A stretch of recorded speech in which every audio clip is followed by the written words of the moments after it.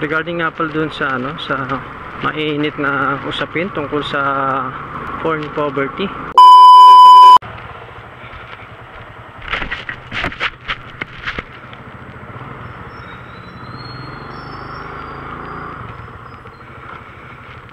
Sana umabot ang gulong natin, makauwi tayo.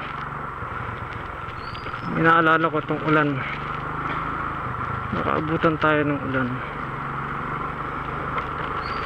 Pag inabot tayo ng ulan, wala na, finish na.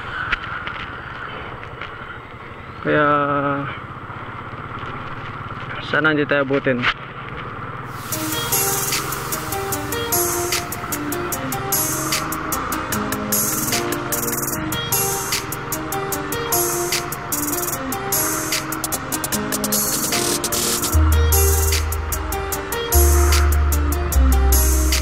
Ayan, sobrang makulimlim ng langit,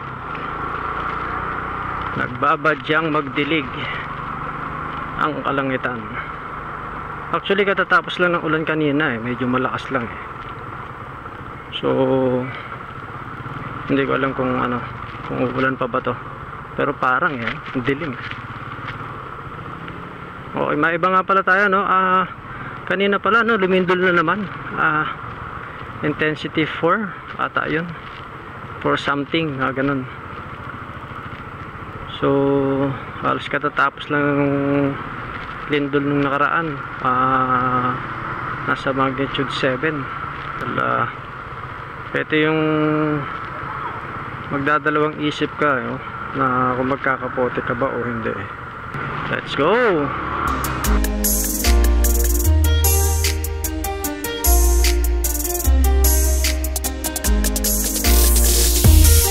Kinakabahan talaga ako sa gulong ko. Sana umabot kang bibigay. Sarap magkape maulan. Regarding nga pala dun sa sa mainit na usapin tungkol sa foreign poverty at classic media work ba yun? So ang laki ng epekto sa sa YT industry, lalong lalo na sa mga bibigay ng tulong. So napansin ko lang medyo sinisilip talaga yung ganong content. Ngayon ay Saturday at medyo makulimlim check natin kung makikita natin si Boss Tony ng Charge to Experience. Kakaroon ng ng mga operational tungkol dun sa mga nakatsinelas. Tignan natin kung meron ba ngayong operational at titignan natin kung anong sitwasyon. Sa araw-araw kasi meron silang operation. So pag nakita natin si Boss Tony, magpapapicture tayo. Followers tayo niyan I've seen a lot of change, been through a lot of pain. Some things are not the same as they were a year ago, but all will be okay. I move on each and every day. The past is where it stays. Dadaanan nga pala natin ang Binyan. Check natin yung mga hinuhuli dito, kung marami bang mga violators, mga nakatsinelas. May kita naman natin yun mamaya. Kasi dito sa amin sa lugar, nag-advise na yung mga enforcer na although bawal tayo, tulad yan yung mga nakatsinelas, bawal talaga. Aalamin lang natin kung anong sitwasyon.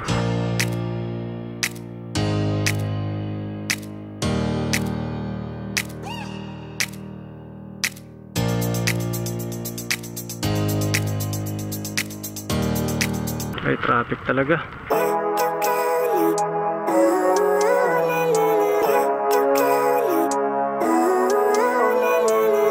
Living life, every day, late at night, not okay. All I want, and I pray, all I need are some better days. Fuck me, I'm looking in the mirror, so foggy, but I've never seen clearer.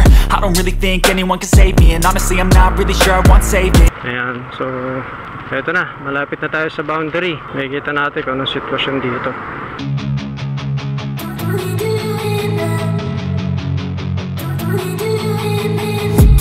I've been dreaming on in my head like I've seen it. A life worth living is a life with meaning. I'll do what I love till my heart stops beating. I'm feeding this demon.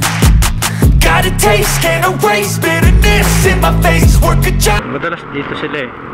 Pero kung wala sila dito, Hospital ng Binyan. Yan ang mga pwesto nila. Pero baka siguro wala kasi umulan. Baka tumigil muna sila sa operation.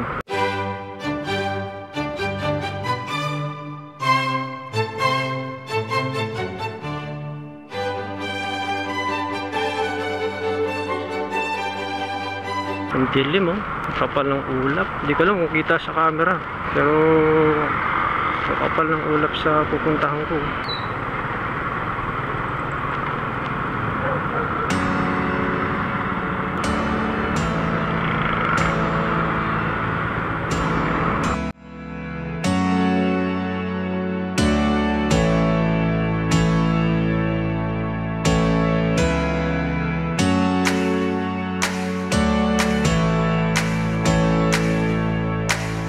Ayan o, ang gaganda ng mga motor nila oh. NMAX, Aerox, Sniper, Click, ang babangis, panalo.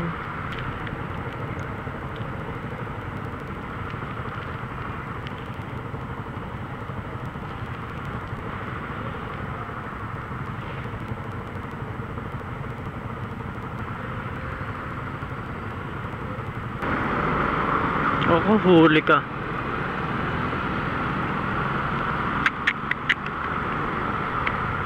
Yan ang sinasabi ko.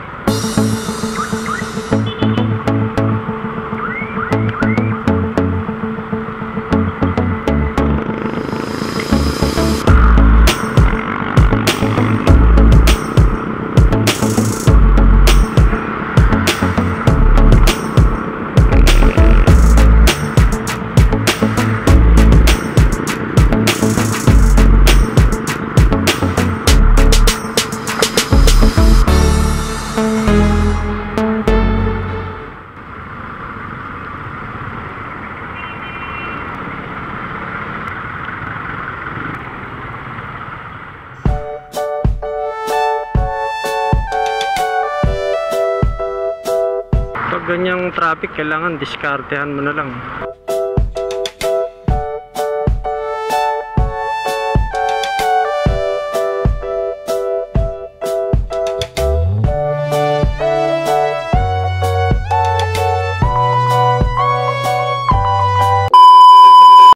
Balik siya oh.